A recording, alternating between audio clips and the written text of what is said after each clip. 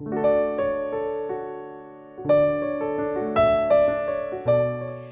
guys, Sleepless Authors here, but I'm going to talk about something that's a little bit depressing today. I'm going to talk about the main 3 reasons why literary journals go under. There's a lot of different reasons, but by and large, from what I've seen from journals that I've been published in or journals that I've read and loved, closing their doors, these seem like they're the biggest 3 reasons. It's pretty crazy because even a really major literary journal, Tin House, closed their doors not that long ago. They're still doing traditional publication, like, they still publish books, but the literary journal was just too much strain on them and their staff.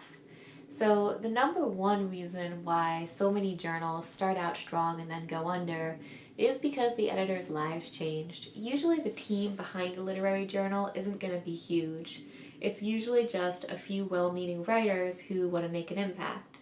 And if their lives change dramatically, whether that's because of work or children or any of the other obligations that we struggle with in life, a literary journal is something that can get pushed by the wayside, unfortunately. The second reason is because a lot of the time the cost of running a literary journal can end up being too much. So literary journals, by and large, aren't going to be profitable. It's really a labor of love if you want to run one or take part in one. So the big problem there is that even if you're not making any money, it still costs to have a website. There's still the cost of hosting, there's the cost of having a domain name. These costs are relatively modest annual fees, but it still adds up if you're just paying for it out of your pocket and then something crazy goes on, like you lose your job and you just can't keep up with it anymore. There's also the cost of using any kind of submission service like Submittable. Even at a discount, that's still going to run most small presses and literary journals like 20 bucks a month, and that definitely adds up fast. A third reason why a lot of literary journals don't make it forever is that the editorial team fractured. Sometimes there can be power struggles, sometimes there can just be disagreements that run deep and kind of explode. It's hard sometimes for people to collaborate and work together, and there have definitely been journals out there that have fallen due to fractures on the editorial team. We're all only human after all. All in all, a lot of literary journals end up in these problems because they don't feel adequately supported.